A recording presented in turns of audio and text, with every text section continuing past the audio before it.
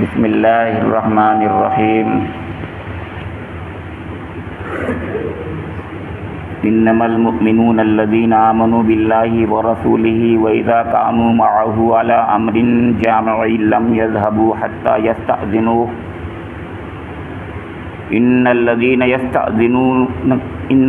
يستأذنونك أولئك الذين يؤمنون بالله ورسوله فإذا استأذنوك لبعض شأنهم فأذن لمن شئت منهم واستغفر لهم الله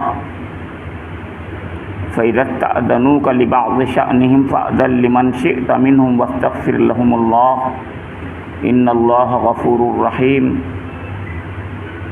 لا تجعلوا دعاء الرسول بينكم كدعاء بعضكم بعضا قد يعلم الله الذين يتسللون منكم لواذا فليحذر الذين يخالفون عن أمره أن تصيبهم فتنة أو يصيبهم عذاب أليم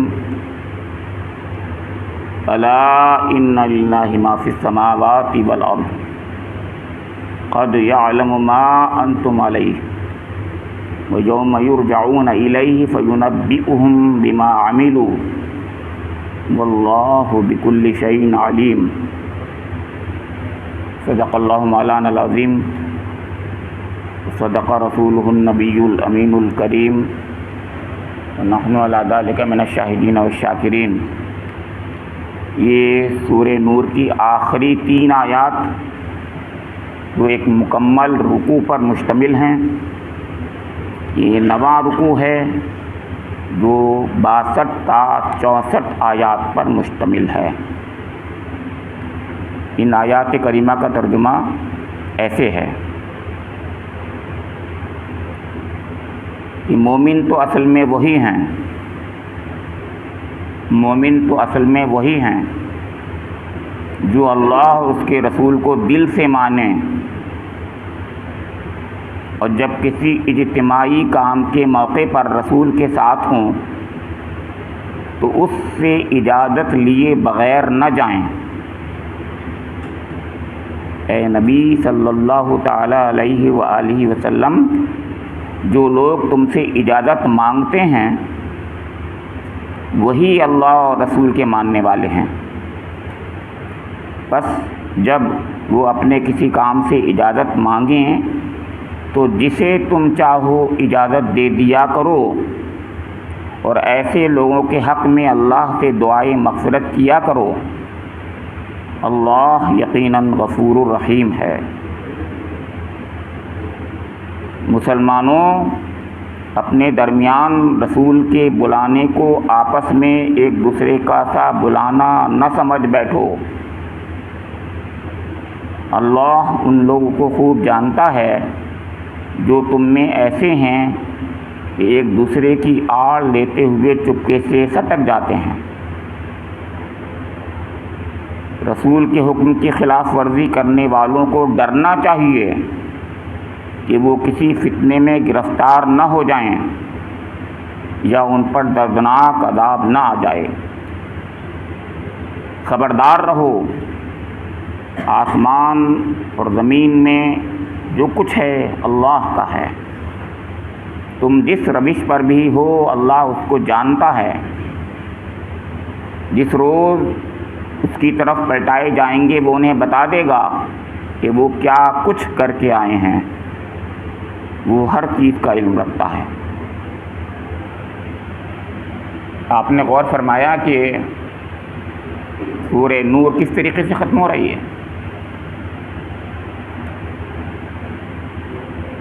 سورہ نور شروع ہوئی تھی سورۃ انزلناہا وفرضناہا، یہ ایک سورہ ہے، اور جیسے کہ میں نے پہلی آیت کی تشریح و تفسیر میں بتایا تھا کہ جب نکرہ میں آتا ہے عربی میں ورڈ حرف تو اس میں تفخم یعنی شان کا اظہار ہوتا ہے، تفخیم شان کہتے ہیں، یعنی یہ ایک بہت محتم بشان سورہ ہے۔ اس کا مطلب یہ ہوتا ہے، سورتن صرف کہہ کر کے اللہ تعالیٰ یہ بتا رہا ہے کہ بہت محتم بشان سورہ ہے۔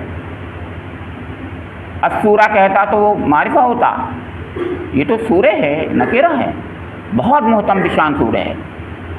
انزلناہا، ہم نے اس کو نازل کیا ہے. ہر سورہ کو اللہ تعالیٰ نے نازل کیا ہے بے شک، لیکن اللہ تعالیٰ جب یہ کہے کہ ہم نے اس کو نازل کیا ہے اس کا مطلب تاکید کر رہا ہے. ایسے مت سمجھو کہ ایسے کسی نے بول دیا ہم نے نازل کیا اس کو، یہ مطلب وفرضناہا، اور اس کے احکام کو ہم نے فرض کیا ہے. اب جو احکام آگے آئیں گے جو ذکر تھا پوری سورہ میں اس کا ذکر فرمایا. وَأَنزَلْنَا فِيهَا آیَاتٍ بَيِّنَاتٍ، پھر کہا گیا ہم نے اس کے اندر بہت ہی روشن نشانیاں نازل کی ہیں. اب اس میں کیا روشن نشانیاں تھیں؟ پوری سورہ آپ نے مطالعہ کیا، سنا، درس سنے اس کے، آپ کو معلوم ہے. لعلہم یتذکرون، تاکہ ہم سمجھیں، غور کریں، اس پر ذکر حاصل کریں، تذکر کریں. یہ تھی بات کہ پہلی ہی آیت جو ہے بہت ہی عظیم الشان انداز میں شروع ہو رہی تھی. اللہ تعالیٰ سب سے پہلے ہمارے یعنی کانوں کو استماع کے لیے مجبور کر رہا تھا، غور سے سنو. اس کے بعد بہت پیاری پیاری آیات آئیں، آپ نے غور کیا. آیت 55 جو تھی آیت استخلاف تھی. اس سے پہلے ایک آیت تھی آیت نور تھی، اللہ نور السماوات والارض، ایک سے ایک پیاری آیت. اللہ نور السماوات، قرآن پاک میں یہ سورہ آیت نور ایک الگ ہی ایک انداز کی آیت ہے، آپ جانتے ہی ہیں. تو ایک آیت نور تھی، آیت استخلاف ہے اس کے اندر، یستخلف الذین کما استخلف من قبلہم. تو اللہ تعالیٰ تمہیں دنیا کے اندر استخلاف یعنی بخشے گا، تمہیں یعنی حکومت سے متمکن کرے گا، تمہیں حکومت سے نواز دے گا. اور منکم کی بات بھی میں نے بتائی تھی، خاص طور سے وہ جو حضور کے زمانے میں اس وقت موجود تھے ایمان کے ساتھ میں. اسی بنا پر میں نے ایک لطیف انداز میں ایک بات کہی تھی کہ کون نہیں تھے اس وقت، تو ان کے لیے مطلب وہ بشارت نہیں تھی. یہ بات سب آپ کو یاد ہوگی. تو یہ آیت استخلاف تھی. اس کے اندر 4 آیت استیذان ہیں. عجیب بات ہے، استیذان کہتے ہیں اذن، اجازت کی آیتیں. اب ایک ایسے معاشرے میں جو بدو ہوں، جن کے اندر سب تہذیب و تمدن نام کی چیز نہ ہو جہاں پر، اور وہاں پر ڈسپلن قائم کرنا ہو، جوئے شیر لانا ہے. یہ اس کو سوچ نہیں سکتے ہم لوگ، کتنا مشکل کام ہوگا. یہ اللہ تعالیٰ ہی کا کلام تھا اور اللہ کے رسول ہی کا مقام تھا کہ اس کلام اور حضور نبی اکرم صلی اللہ علیہ وسلم کی دعوت کے طفیل میں وہ بدو جو ہے ایسے ڈسپلنڈ ہو گئے. یہ آیت استیذان جو ہے یہ ڈسپلن کی آیت ہے، ادب کی آیت ہے. ادب ہوتا ہی اس چیز کا نام ہے کہ انسان کو جو ہے وہ تہذیب سکھاتی ہے. تہذیب اور ادب میں بہت آپس کا رشتہ قریبی ہوتا ہے بالکل. تو یہ آخر میں بھی جو آیتیں آپ کی 3 ہی آیتیں ہیں اس میں، اور اس میں بھی آیت جو تھی پہلی ان الذین یستأذنونک اولئک الذین یؤمنون باللہ ورسولہ فاذا استأذنوک لبعض شأنہم فأذن لمن شئت منہم، یہ بھی استئذان کی آیت ہے، یعنی اجازت والی کچھ آیت ہے. یہ بتاؤں گا. اس سے پہلے اجازت کی 3 آیتیں اور گزر چکی. پہلی آیت جو تھی وہ براہ راست استئذان کی نہیں تھی، لیکن اس کے اندر انس، تستانسوا وتسلموا علی اہلہا تھا. یعنی تم کسی گھر میں جاؤ، کسی غیر کے گھر میں جب جاؤ تو پہلے انس حاصل کر لو. انس کا مطلب کیا ہے؟ ارے جان پہچان تو پیدا کر لو اس سے. تو جو کوئی پوچھے کون، تو سمجھو، تو کوئی سمجھے تو کہ کون ہے وہ. بھائی اب غیر آدمی جائے، اب اس سے پوچھے کوئی کون، تو وہ نام اگر اپنا لے گا بھی تو کیا فائدہ ہوگا. تو پہلے تو انس حاصل، اس کا تعارف ہونا چاہیے، وہ جانتے ہوں اس کو سمجھتے ہوں، اس کے بارے میں ایک قسم کے محبت کا رشتہ قائم ہو چکا ہو، انس کا انسیت ہو گئی ہو جسے کہتے ہیں ان سے. اور وہ تسلموا علی اہلہا، اور پھر سلام کرنا بھی تھا اس کے اندر. دیکھیے آپ کہاں کس معاشرے میں سلام کا حکم دیا جا رہا ہے. سوچیے آپ، میں بتا رہا ہوں کہ وہ بدو ہے، بدوؤں کے معاشرے میں سلام یہ ایک الگ ادب ہے. تو ادب ڈسپلن، اذن اجازت اجازت اجازت، پھر اس کے بعد اجازت کی بات ہی تھی، پہلی آیت تھی اجازت کی ہے، پھر اس کے بعد اگلی ہی آیت ہے، یہ 28ویں آیت تھی، پھر 29ویں آیت ہے۔ اس کے بعد انہوں نے کہا کہ اگر تمہیں اجازت نہ ملے تو مت جانا گھر میں، اس میں مت گھسنا جب تک اجازت نہ ملے۔ تو یہ وہ استئذان کی ہی آیت تھی باقاعدہ، اس میں تو شک ہی نہیں تھی۔ تو پہلی آیت کو تو کہا کہ اس کے تابع تھی، وہ اس آیت کے تابع۔ اب اس کے بعد پھر بعد میں جو ہے اللہ تعالیٰ نے پھر استئذان کی 2 آیتیں اور نازل فرمائیں۔ وہ کیا ہیں استئذان کی آیتیں؟ وہ یہ ہیں کہ گھر میں جب ہم جاتے ہیں تو پرائیویسی اس کی بڑی اہمیت ہوتی ہے۔ اس پرائیویسی کو قائم کرنے کے لیے کہ گھر میں ایک شخص ہے، عورتیں ہیں، مرد ہیں، کوئی بھی ہیں، اور کوئی اچانک چلا جائے تو اجازت کی تو تھی نہیں، وہ تو پہلی والی بات آ چکی تھی، گھر میں گھسے گا نہیں اجازت کے بغیر۔ اب اپنے گھر والے بھی صحیح، اپنے بہت قریبی لوگ صحیح، رشتہ دار صحیح، لیکن وہ اجازت لے کے آئیں۔ جو بڑے ہیں وہ اجازت لے کے ہر وقت آئیں گے، ایک اس میں آیت یہ تھی۔ اور جو چھوٹے ہیں وہ 3 وقت میں اجازت لے کے آئیں گے، فجر سے پہلے، ظہر کے بعد اور عشاء کے بعد۔ تو یہ بتائیے کیا ڈسپلن قرآن جو ہے قائم کر رہا ہے، کیا ڈسپلن قائم کر رہا ہے کن لوگوں کے درمیان میں؟ ان بدوؤں کے درمیان میں جن میں کوئی ڈسپلن ہی نہیں ہوتی تھی، جہاں تہذیب نام کی کوئی چیز ہی نہیں ہوتی تھی۔ سوچیں کبھی کہ قرآن کیا ہے۔ یہ یورپ والے کہتے ہیں ہم کو یہ مہذب ہیں ہم لوگ، تم تہذیب کے قریب بھی نہیں ہو، تمہارے قریب بھی نہیں پھٹکی ہے تہذیب، سمجھے آپ کے؟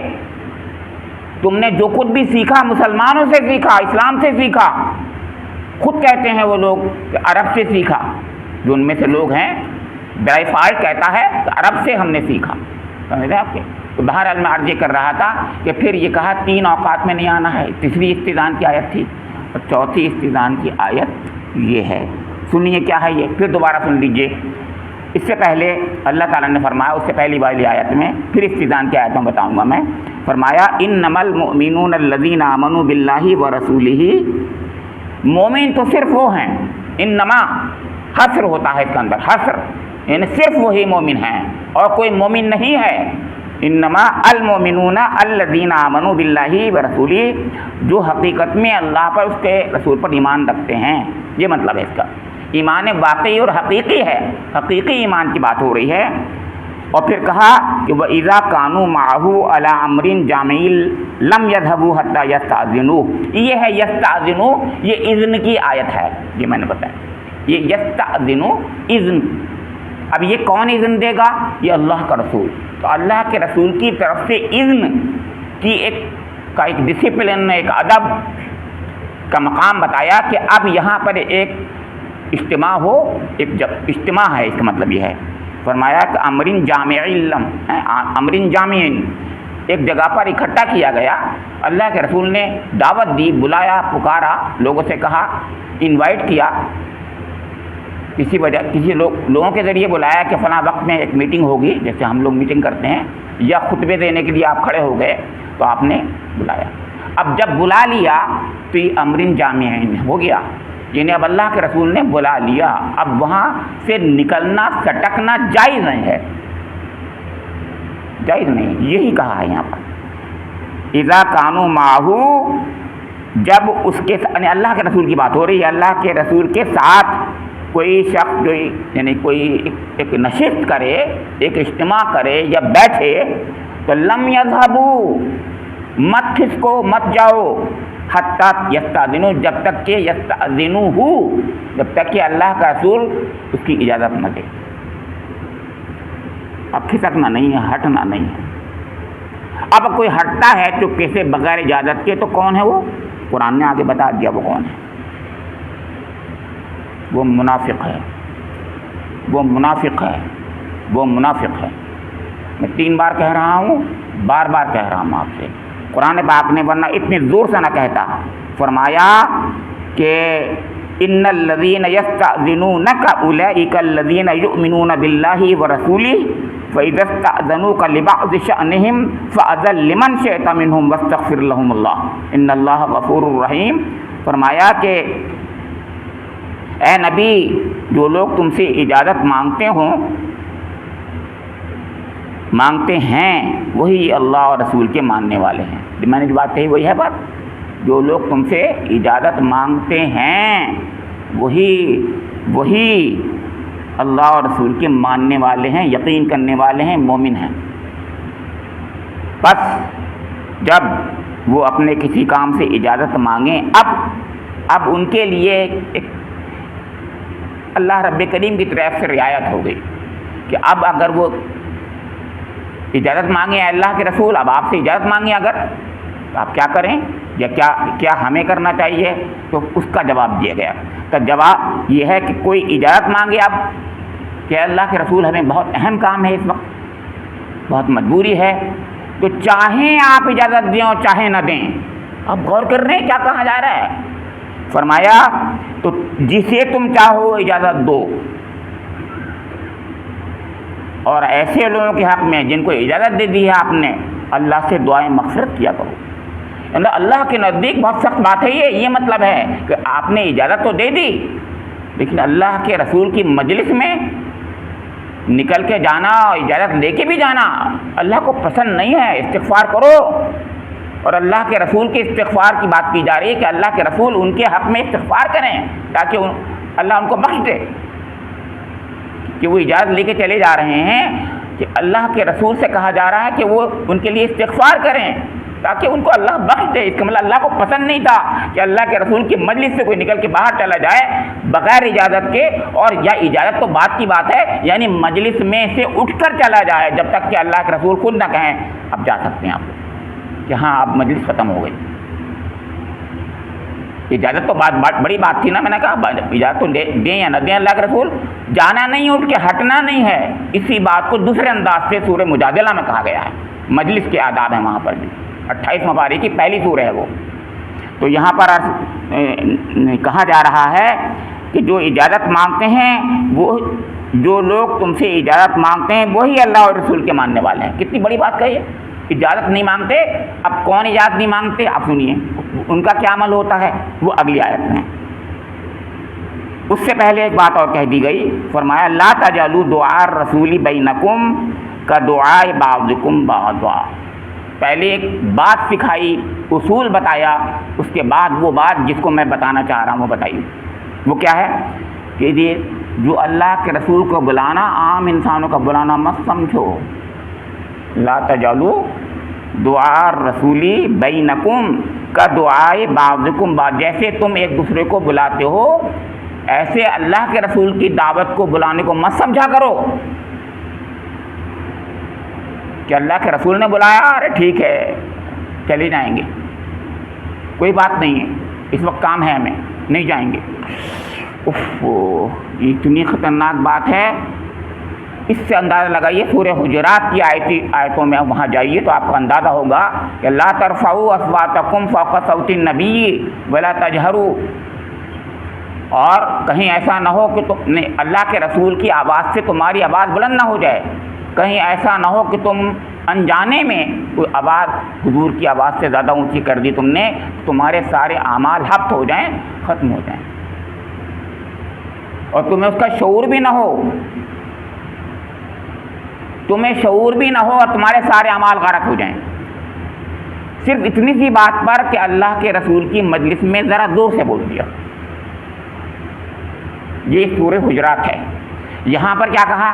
یہاں پر فرمایا کہ یہ مت سمجھو کہ اللہ کا رسول بلا رہا ہے، ارے ٹھیک ہے جیسے اور کوئی بلاتے ہیں ایسی چلے جائیں گے، تھوڑی دیر میں چلے جائیں گے، یا نہیں جا رہے نہ، ایمان کا معاملہ ہے، ایمان کی کسوٹی ہے۔ اسی کو میں دوسری بات میں کہوں گا، اور یہی بات ہے کہ اگر نہیں جا رہے ہیں تو منافق ہیں پکے، سمپل سی بات ہے اور کچھ نہیں۔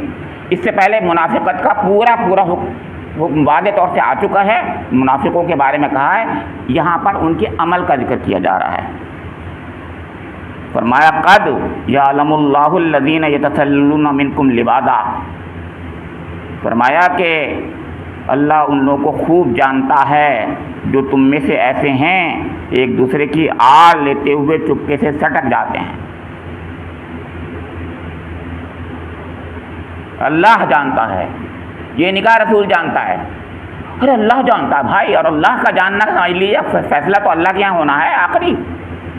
اللہ کے رسول تو بہت، آپ کو معلوم ہے سورہ توبہ پہ آئیے آپ، اللہ تعالیٰ نے فرمایا کہ عفا اللہ عنک لما اذنت لہم، اللہ تعالیٰ آپ کو معاف کر دے، بخش دے، اے اللہ کے رسول اللہ معاف کرے آپ کو، آپ نے ان کو اجازت کیوں دی؟ عفا اللہ عنک، اللہ آپ کو معاف کرے، یہ کہا ہے۔ لما اذنت لہم، ان کو آپ نے اجازت کیسے دی؟ کون؟ منافقین تھے جو مختلف قسم کے ہیلے بہانے لے کر کہہ رہے تھے اللہ کے رسول ہمارے گھر میں یہ پریشانی ہے، اس میں یہ ہے، ہم اس وقت نہیں جا پا رہے ہیں، ہمیں اجازت دے دیجیے۔ کون سے؟ غزوہ تبوک کے موقع پر، وہ غزوہ تبوک کی سورہ ہے، وہ آیت جو ہے غزوہ تبوک کے وقت کی ہے۔ تو وہاں یہی کہا اللہ تعالیٰ نے کہا اے اللہ کے رسول آپ کو اللہ معاف کرے، یعنی آپ نے صحیح نہیں کیا یہ عمل، لیکن اللہ نے معاف کر دیا کیونکہ آپ حبیب ہیں، ہمارے حبیب ہیں، اس لیے معاف کر دیا، ورنہ آپ ان کو اجازت نہ دیتے، کیونکہ ان کا نفاق کھل جاتا، کیونکہ یہ چھوڑ کے بھاگ جاتے، جانا تو تھا نہیں ان کو، سامنے آ جاتی بات۔ یہ مفسرین نے کہا ہے کہ وہ جب آپ ان کو اجازت نہ دیتے تو بھی نہیں جاتے، وہ جانا تو تھا نہیں ان کو، اب تو بہانہ بنا لیا کہ یہ ہے وہ ہے، جاتے پھر بھی نہیں، تو ان کا نفاق سامنے آ جاتا، کھل جاتا بالکل، یہ تھا وہاں پر۔ لیکن اللہ کے رسول کا معاملہ یہ عجیب تھا، رحمت للعالمین بنا کر بھیجے گئے تھے، اس لیے وہ سب کی چشم پوشی کرتے تھے۔ اب سنیے دعا، یہ دعا کیا ہے؟ دعا کی 3 شکلیں ہوتی ہیں۔ ایک دعا دعوت کو کہتے ہیں، بلانے کو۔ ایک دعا وہ دعا جس کو میں اور آپ دعا کہتے ہیں، سمجھا آپ کے؟ یہ دعا وہ بھی دعا ہوتی ہے۔ اور ایک دعا جو ہوتی ہے جب آدمی جو ہے بد دعا کی شکل میں کسی کو بد دعا دے دیتا ہے، دعا بد دعا بھی ہو سکتی ہے۔ تو دعا کا مطلب یہ ہے کہ اللہ کا رسول جب بلاتا ہے کسی کو تو یہ عام بلانا نہیں ہے، کسی خاص مقصد کے تحت بلاتا۔ اب میں ایک اور بات میں جوڑ دوں، آپ کو معلوم ہے کہ اللہ کے رسول کی ذمہ داری کیا تھی؟ ھذا بلاغ للناس، اللہ کے کلام کو پہنچانا، اللہ کے دین کو پہنچانا، دینی احکامات کو پہنچانا، شریعت کے احکام کو بتانا۔ اور اللہ کا رسول ہی بتا سکتا تھا، کوئی تو بتا نہیں سکتا تھا۔ اللہ کے رسول کو اللہ تعالیٰ نے اس پر قرآن پاک نازل کیا تھا، یا تو قرآن پاک کی آیات کی شکل میں، یا آپ اپنی جسے ہم اقوال کی شکل میں، جیسے حدیث کہتے ہیں، اس کی شکل میں بتاتا تھا۔ تو اللہ کے رسول کی مجلس میں جانا تو ضروری ہوگا، جبھی تو معلوم ہوگا اللہ کا دین کیسے پتہ چلے گا۔ تو اللہ کے دین کی اشاعت کیسے ہوگی؟ ایسی ہی تو ہو سکتی تھی۔ تو اللہ کے رسول خطبہ دیتے تھے، کھڑے ہو جاتے تھے، کبھی مجلس میں بلاتے تھے۔ یہ صرف اس معاملے میں ہے جو دین کی اشاعت کے لیے ہوتا تھا۔ اس کے علاوہ وہاں جنگیں بھی ہو رہی تھیں، حالات بھی خراب ہو رہے تھے، مشاورت بھی ہوتی تھی، مشورہ بھی کرتے تھے اللہ کے رسول کہ آپ کیا کریں، حالات ایسے ہیں۔ اس جگہ پر بھی اجتماع ہوتا تھا، ملاقات، جیسے مجلس ہمارے محلے کے مسائل ہوتے ہیں، ہم لوگ بیٹھتے ہیں کہ بیٹھو بھیا یہاں پر مسئلہ یہ ہے محلے کا، تو ایسے وہاں ہر وقت مسئلے تھے، ہر وقت دشمنان اسلام چاروں طرف سے حربے اختیار کیے ہوئے تھے، ضرورت پیش آ رہی تھی مشاورت کی۔ تو ایک دعا یہ تھی، یعنی باقاعدہ بلایا جاتا تھا۔ ایک دعا حضور نبی اکرم صلی اللہ علیہ وسلم کی دعا تھی۔ یعنی اللہ کے رسول دعا کر دے کسی کے بارے میں تو کوئی سوچیے آپ، اس سے بڑی یعنی اللہ کی کرم اور بخشش اور نعمت اور بڑا ہو ہی نہیں سکتا۔ اللہ کا رسول جس کی دعا کر دے، آپ کو معلوم ہے اسی سورہ توبہ میں کہا گیا ہے جن لوگوں نے عذر کر دیے تھے، عذر کے بعد یہ کہا ہے کہ اے اللہ کے رسول ان سے صدقہ لے لو، تزکیہم وصلی، اور ان کو پاک کر دو، تو طہرہم وتزکیہم وصلی، اور ان پر درود بھیجو، یعنی ان کی دعا کر دو ان کے لیے۔ کون کہہ رہا ہے؟ اللہ تعالیٰ کس کے لیے کہہ رہا ہے؟ حبیب کے لیے کہہ رہا ہے کہ میرے حبیب آپ ان کے لیے دعا کر دیجیے۔ اور پھر کہا کہ آپ کی دعا ان کے حق میں بہتر ہوگی، یہ بھی کہا، آپ پڑھیے گا اس کو سورہ کا، ان کی دعا یعنی آپ کی دعا ان کے حق میں استغفار یعنی بخشش کا باعث بن جائے گی آپ کی دعا۔ انہوں نے غلطی کی ہے، وہاں بھی غلطی ہوئی تھی ان سے، انہوں نے بہانہ بنا دیا تھا وہ، مگر وہ مومن تھے، وہ منافق نہیں تھے۔ منافقوں کا ذکر پہلے کیا کہ اے اللہ کے رسول آپ نے اجازت کیوں دی، وہ ان کے لیے تھا۔ اور دوسرے وہ لوگ تھے جو کسی وجہ سے رہ گئے بیچارے، اس میں 3 لوگ تھے، وہ سب پورا قصہ ہے، پورا سورہ توبہ ایک الگ ہے، وہ ہم اس کا مطالعہ کر چکے ہیں۔ تو مطلب کہنے کا یہ ہے کہ اللہ کا رسول اجازت دے رہا ہے، بلا رہا ہے، خاص معاملات ہیں اور وہ بلاتا ہے تو اس وقت ہمیں جانا ہے، رہنا ہے۔ پھر فرمایا کہ اب اس میں کچھ لوگ جو ہیں چپے سے سٹک جاتے ہیں، اور کیسے سٹکتے تھے؟ ایک شخص نے اجازت لی، بیچارہ وہ ریئلی اس کو کوئی مجبوری تھی، مسلمان تھا، مومن تھا، اس کی آڑ میں چپکے سے یہ بھی کھسک لیے، یہ ہوتا تھا، یہ منافق کھسک جاتے تھے۔ بڑی مجلس ہوتی تھی اللہ کے رسول کی، چھوٹی موٹی مجلس نہیں ہوتی تھی، ظاہر ہے بڑی مجلس ہوتی تھی، تو اس میں نکل جانا ایک کی آڑ میں دوسرا آسان ہو جاتا تھا۔ لیکن اللہ تعالیٰ کہہ رہا ہے اللہ خوب جانتا ہے، قد یعلم اللہ الذین یتسللون منکم لواذا، خوب جانتا ہے اللہ تعالیٰ کہ تم میں سے کچھ لوگ ایسے ہیں جو ایک دوسرے کی آڑ لیتے ہوئے چپکے سے سٹک جاتے ہیں۔ پھر فرمایا فَلْيَحْذَرِ الَّذِينَ يُخَالِفُونَ عَنْ أَمْرِهِ أَن تُصِيبَهُمْ فِتْنَةٌ أَوْ يُصِيبَهُمْ عَذَابٌ أَلِيمٌ۔ اتنی سخت بات کہی اللہ تعالیٰ نے فرمائی، رسول کے حکم کی خلاف ورزی کرنے والوں کو ڈرنا چاہیے۔ یہ نہیں کہا اللہ تعالیٰ نے، میں بار بار یہ کہتا ہوں کہ اللہ تعالیٰ کی خلاف ورزی کرنے والے کو، اللہ تعالیٰ کے معافی کرنے والے کو ڈرنا چاہیے، ہر بار یہی کہتا ہے۔ میں نے اس سورہ میں کئی بار بتا دیا آپ کو، تُطِیعُوهُ تَہْتَدُوا ہے اس کے اندر آیت میں سنا چکا ہوں آپ کو، تم اس کی یعنی حضور نبی اکرم کی اطاعت کرو گے تو ہدایت پا جاؤ گے، تُطِیعُوهُ تَہْتَدُوا۔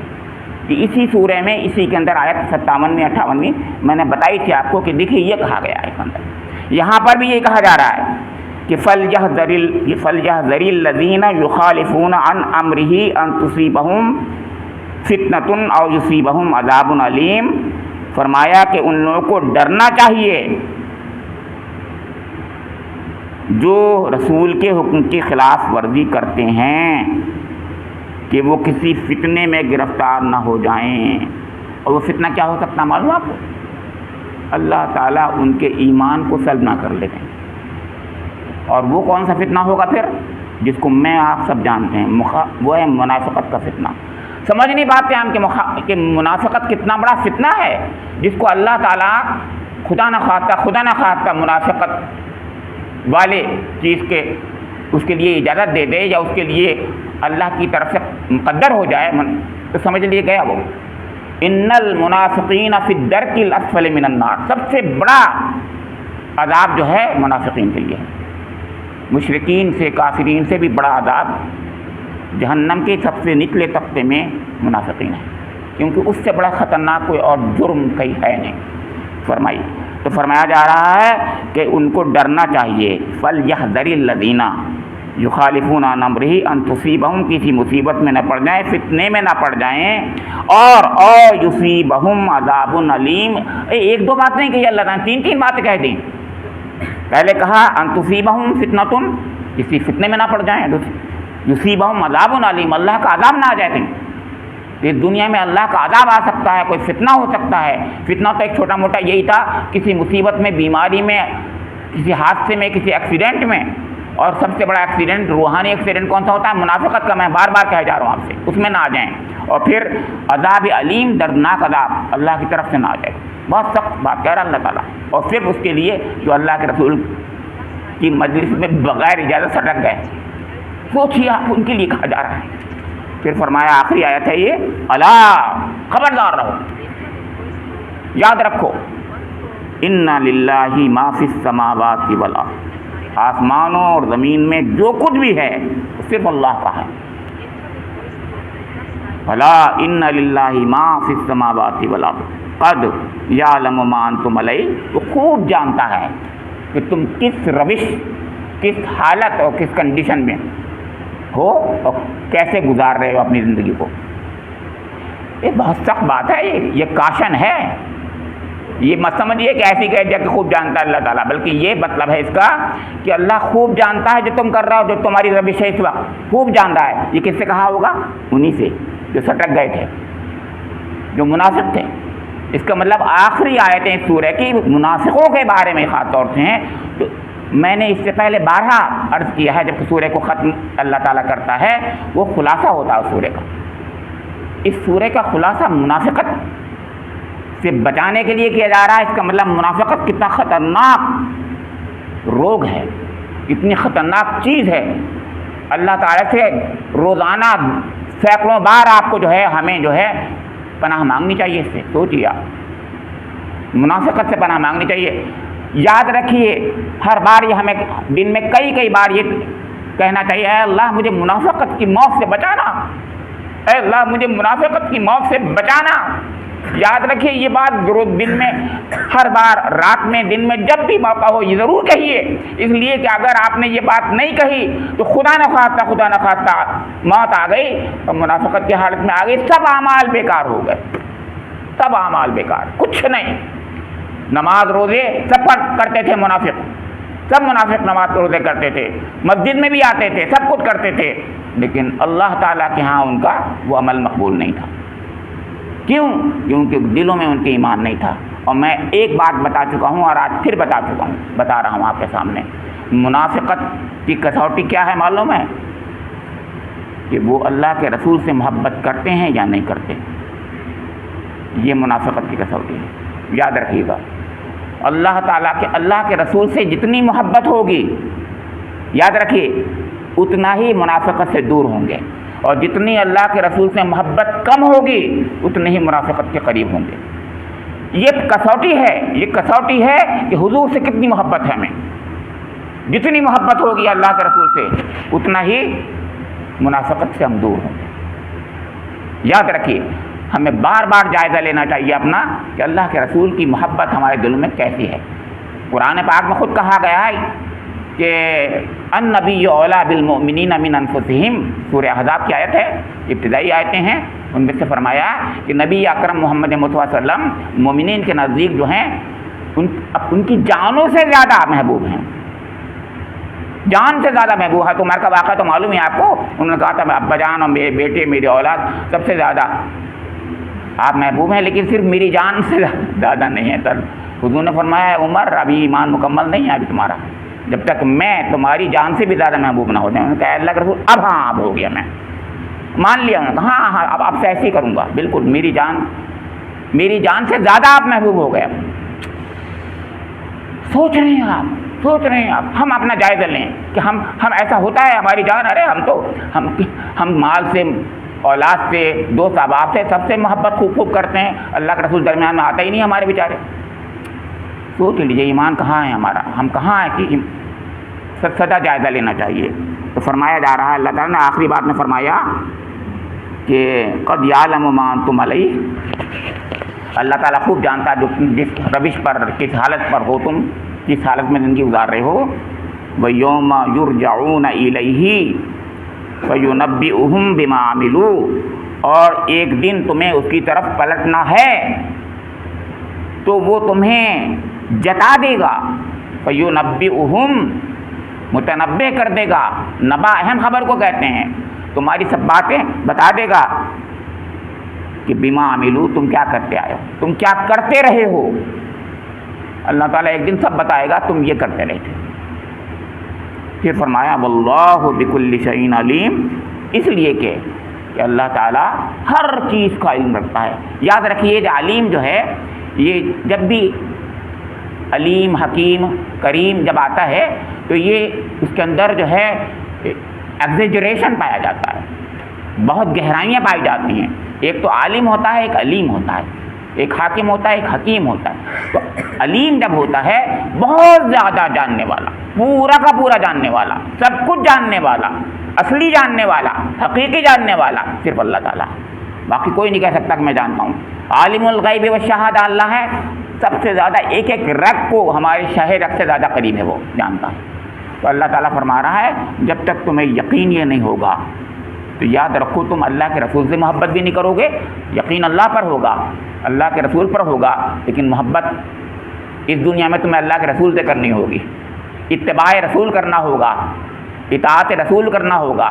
اللہ تعالیٰ کے اطاعت جب کرتا ہے تو اللہ تعالیٰ تو اپنے کلام کے ذریعے سے بات کرتا ہوتا ہے، لیکن اس کو بتاتا اللہ کا رسول ہے، تو اللہ کے رسول کی اطاعت ہوتی ہے عملاً۔ اللہ کا رسول بتاتا ہے ایسے کرو، شریعت کا پورا ڈھانچہ اور سانچہ اللہ کا رسول دیتا ہے، سب کچھ وہی بتاتا ہے، پوری ایک نظم اور ڈسپلن اور ادب، ہر چیز وہ سکھاتا ہے۔ یاد رکھیے اللہ کے رسول سے ہٹ کر اور بچ کر جو کہتا ہے، میں اس لیے بار بار آپ کے سامنے کہتا ہوں، ایک آج کا فتنہ آپ نہیں سمجھیں گے، ذرا یورپ امریکہ جائیے، کبھی وہاں پر دیکھیے آپ، ایسی مجلسیں ہو رہی ہیں، ایسی باتیں ہو رہی ہیں، وہ کہتے ہیں کہ ہمارے لیے اللہ کا یہ قرآن پاک کافی ہے، اللہ کے رسول کو چھوڑ کر کلام اللہ کو سمجھ سکتا ہے وہ انسان؟ یعنی وہ یہ کہتے ہیں میاں چھوڑو، قرآن پاک پڑھو اور سمجھو، حدیثوں میں تو یہ ہو گیا اور وہ ہو گیا، کیا نہیں کہہ رہے ہیں، آپ کو نہیں معلوم ہے، جب تک جائیے وہاں پر، جب بھی آپ یہ بحثیں ہو رہی ہیں وہاں پر کہ یہ سب جو ہے تاریخ بدل دی گئی ہے، حدیثیں جو ہیں گڑ لی گئی ہیں، حدیثیں جو ہیں مستند نہیں ہیں، ہمیں نہیں پتہ کون سی حدیث پڑھیں کہ نہیں پڑھیں، تب جھگڑے اسی میں ہیں، اس لیے صرف کلام اللہ کو مان لو۔ ارے کلام اللہ کو کیسے سمجھو گے تم؟ رسول اللہ کے بغیر کلام اللہ کو کون سمجھ سکتا ہے؟ میرے سمجھ نہیں آتی باتیں، لیکن وہ کہتے ہیں، یہی کہتے ہیں۔ یہ فتنہ سب سے پہلے خوارج کا فتنہ تھا، حضرت علی رضی اللہ تعالیٰ عنہ کے زمانے میں اٹھا، کلام پاک کو انہوں نے نیزوں پہ رکھ دیا اور یہ کہا کہ یہ حکم ہمارے لیے بنے گا۔ حضرت علی نے فرمایا غلط، بالکل غلط، یہ حکم نہیں بن سکتا ایسے، اللہ کے رسول سے پوچھو کہ اس میں حکام کیا ہیں، طریقہ کیا اللہ کے رسول نے بتایا، وہ طریقہ کیا کرنا ہوگا۔ تو بہرحال اللہ رب کریم سے میری دعا ہے کہ مجھے اور آپ لوگوں کو اس کلام پاک کی، پورے کلام پاک کی معرفت نصیب فرما دے، اور اس کی معرفت اللہ کے رسول کی تعلیمات کے بغیر، آپ کی حدیث کے بغیر، آپ کے طریقے کے بغیر ممکن نہیں ہے۔ اور اللہ تعالیٰ حضور نبی اکرم کی سچی محبت، اپنی بھی محبت نصیب فرما دے اللہ تعالیٰ، اپنے کلام کی محبت بھی نصیب فرما دے اللہ تعالیٰ، اور اپنے رسول کی محبت بھی نصیب فرما دے اللہ تعالیٰ، اور اللہ تعالیٰ مجھے اور آپ لوگوں کو قرآن پاک کو میری اور آپ کی آنکھوں کی ٹھنڈک بنا دے، میرے آپ کے قلب کا نور بنا دے، میرے آپ کے قبر کا مونس بنا دے، میرے اور آپ کے حق میں حجت بنا دے قیامت کو۔ ربنا تقبل منا انک انت السمیع العلیم تب علینا انک انت التواب الرحیم وآخر دعوانا ان الحمد للہ رب العالمین۔